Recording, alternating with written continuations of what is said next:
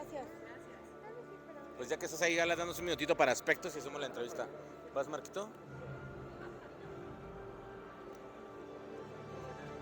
Broad spectrum within the world. It's very different to the Third Age in that we see a huge scope. So we see parts of Middle Earth that are almost post-apocalyptic, post to the war at the end of the First Age, and there's other parts that are at the peak of their powers, parts of the world like Numenor and the Elven Kingdoms, Lindon, etc. Yeah.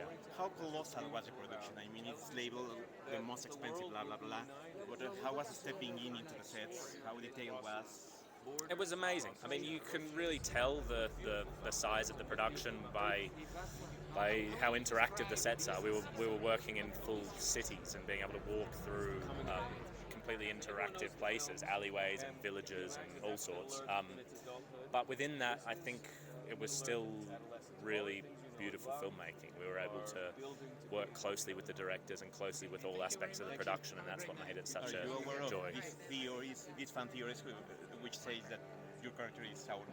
I've heard those interesting theories. I have actually, but I mean, I think that I don't want to answer it either way because I think it's better to watch it unfold because I think it's more fun for everyone if they just don't know where the show is going. What are you the most excited for fans to see about this show?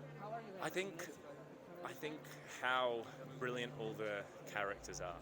And I mean, look, there's the level of craftsmanship at every aspect of this show is amazing. But every actor I worked with are just so perfect for their roles, and it was a real joy to work with every single actor on the show. I can't wait for you to see their performances. Charlie, how do you see the technology in this production? Nice to meet you. King of the Elves, what can I say? How's your spear fighting? My spear fighting? Yes, you know Gil-galad wields this. Aeglos, I know him well. He sleeps under my bed. It's very complicated. It's pretty good, actually. What can you say about the spear? It's fantastic. I saw it in one picture, but Yeah, it it's looks like amazing. 7 feet tall. Here's what's great about this show. I love what I do, but the ability to collaborate with people like the armorers and the wardrobe department, people that built the spear. That's one of the great joys of my job. Your character is one of the most powerful people in Oh, Middle Earth. stop. He fought. I don't like Sauron. to brag He fought about it. Sauron. He did. What are you the most excited for the fans to see about your character? I'm excited to see that. So, the Middle Earth you're seeing in our show is the coming of age of Middle Earth, and Gil-galad is kind of the shepherd on that journey. Ben, what do you think people should learn about Lord of the Rings? You mean from the show? What do the humans should learn about this? Sure. Well, something that Tolkien understood, and I think that we can all relate to, particularly now in the world, is that the need for hope and to come together to overcome evil is paramount. And Tolkien understood that, and I think you'll see it in our show. Is that what sets apart Tolkien from other fantasy authors? I think so. He understood that evil is always lurking in the shadows. In order to eradicate it, we need each other. Thank Thanks, you. guys. ¿Qué tal? ¿Cómo estamos? Muy bien, ¿qué Esta tal? etiqueta de el show más costoso de toda la historia, ¿qué significa algo? ¿Mete presión? Bueno, realmente cuando piensas en lo que hemos hecho, que es volver a la Tierra Media, tantos reinos, tantos personajes, un mundo anclado en la fantasía, realmente necesitas un presupuesto importante y estoy muy agradecido de que eso lo entendiera Amazon y realmente el dinero que ha costado es el dinero que necesitamos para contar esta historia. Es el presupuesto, yo creo que más grande de la historia de una serie, quizá de una película, si lo sumamos y vemos todo eso. ¿Qué se siente tener tanto presupuesto para contar una historia tan mágica? Bueno, No realmente, escatimar en nada, más bien. no, realmente la presión nunca viene por el presupuesto, realmente hemos tenido los medios que necesitábamos para contar la historia y la presión viene más de cómo contar la historia, no cómo volver a la Tierra Media otra vez. La gente que ha leído los libros o que ha visto las películas tiene muchas ganas de volver ahí y no defraudarles sobre todo. ¿Qué significa haber tenido el respaldo de la Tolkien Stage? Y también quiero preguntarte si Simon Tolkien dijo algo, ¿sabes qué piensa de la serie? Bueno, realmente siempre ha habido un respaldo muy importante por parte del State, ¿no? de Tolkien. Creo que la idea general detrás de la serie es muy interesante, el volver a la segunda edad, que no la hemos visto, que realmente es muy poco concreta, pero está muy bien contada en los apéndices del Señor de los Anillos. Y en ese sentido era muy interesante tener una historia nueva, pero con las bases que sentó Tolkien en los apéndices. Un ingrediente importantísimo de las películas de Peter Jackson fue la música de Howard Shore. Creo que aquí lo cuenta con Howard Shore en el tema principal, pero también con Bear McCready. ¿Qué puedes contar de la música que vamos a ver aquí en la serie? Bueno, creo que todo el mundo asocia las historias de la Tierra Media a una música espectacular, que es lo que ha hecho Bear McCreary, que ha hecho una música que yo creo que le va a encantar a todos los fans de la música que hizo con Howard Shore, y encima tenemos la suerte de poder tener el tema principal compuesto por el mismo Howard Shore. ¿Te imaginaste que llevarías la responsabilidad ahora de llevarle a las nuevas generaciones la Tierra Media? Luego los que lo vimos y crecimos tenemos un claro precedente, pero la gente que quizá no la vio y que nació después va a ver hoy en día de nuevo la Tierra Media, y esa es una gran... ¿Te imaginaste tú que te tocaría en algún punto contarle la historia como lo vas a hacer ahora? Bueno, realmente es muy interesante que vamos a ver la Tierra Media en un periodo que no se ha visto nunca, ¿no? La Segunda Edad. Es un periodo muy interesante, y a mí lo que sobre todo me encantaría es que la serie despertara el interés otra vez por los libros, ¿no? Y que las nuevas generaciones descubran los libros, si no los han leído todavía. ¿Qué significa Tolkien para ti? Bueno, para mí es como un poco el origen de todas las grandes... Que ya estemos en este tipo de proyectos, somos una fuerza mundial y creo que hay muchos niños y niñas que representar también y que van a poder ahora crecer con esta imagen de un elfo latino. Imagino que representar a un elfo es una locura por lo físico. ¿Qué tanto tuviste que trabajar? ¿Aprendiste a montar a caballo, tirar arco? Sí, mira, el elfo per se ya pues, tiene una postura, tiene un tipo como de elegancia y a la misma vez pues más centrado en sus emociones, pero ya con un elfo silvano y un wood elf, y el personaje per se también es un soldado. Y yo soy un master, ¿sabes? Arquero, con la espada.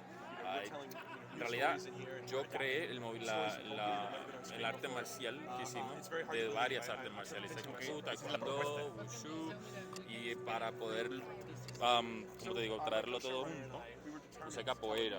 También me gustó para traer también esa herencia afro-latina, esa herencia hispana, bueno, no hispana, pero afro-latina, y dar como que ese saludito a nuestra gente. Dicen que es la serie más costosa de toda la historia. ¿Tú se percibía la grandiosidad por los sets, por la calidad del director, del fotógrafo? ¿Tú lo has visto? No, pero vamos a ver apenas recién. Ah, bueno, pues cuando terminemos tú me dices. Oye, pero ¿qué sientes, sobre todo como latino, el hecho de ver cómo regresa a la Tierra Media de cierta forma y regresa la magia de esta historia, ¿no? Esta historia que conquistó a todo el mundo, a todo el planeta, que ahora regresa y ahora nos toca ser parte de ese regreso? Entonces, digo, dejando quizá los números a un lado, es volver a traer esa magia a la pantalla. Sí, eso es lo que pasa, que esto a todos nosotros, yo creo que estamos como en una edad similar. Cuando salió esta película fue algo súper mágico, fue algo que te daba como ese momento de magia, de poder sentirte como esperanzado, tú podías adentrarte en esta historia, y creo que en estos tiempos que estamos hace falta un poquito de esa magia. Okay. Y me parece súper importante que este proyecto haya salido y pues uno como latino me siento súper orgulloso de poder estar en el centro de esta nueva generación de la Tierra Media. Y hablando de diversidad, hay más... One of the coolest characters in fiction ever. Any hesitation about taking the role? Yeah, there's always a huge amount of kind of pressure and anticipation of whether you feel you can do something. I was really lucky that as soon as I arrived in New Zealand, I was thrown into this amazing crew of beautiful makers and craftsmen, and they made her with me. And I feel I was standing on their shoulders and they were holding me up. In your opinion, what does Galadriel represent in this world? I think Galadriel and the elves in general, they are living history. And so I find that really interesting, because I don't think you can escape your history, and particularly not if you were there for all of it. Any unexpected skill did you pick by playing the character? I had to learn how to hold my breath, which I thought it's not something that gets easier, you just get more used to the pain. So that was an interesting thing to learn. Do you think the role of women in the series changed from the movies? I think Tolkien always wrote really powerful, interesting women. And so I feel that kind of we're exploring what was already there. But I also think there's a big exploration of femininity and masculinity. You know, every culture within Middle-earth has a different idea of what those things are. So it's a very varied idea of existence. Kate Blanchett's Galadriel is very different Yes. from yours. How could you describe your Galadriel and what's her mindset during this time? Well, she's got a lot's going to happen. She hasn't got her ring yet, and yeah, things are going to happen to Middle Earth that nobody could comprehend. And yeah, I'm looking forward to people kind of seeing us become the characters that they know so well. Do you have any like personal enseñanzas? Learning about the series? Personal learning about like Middle Earth.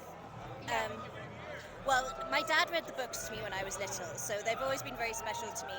And in terms of what I've learned, I was away from home for a long time, and it made me realise how much I loved everyone at home, but also I fell in love with a lot of new people in New Zealand. Sorry.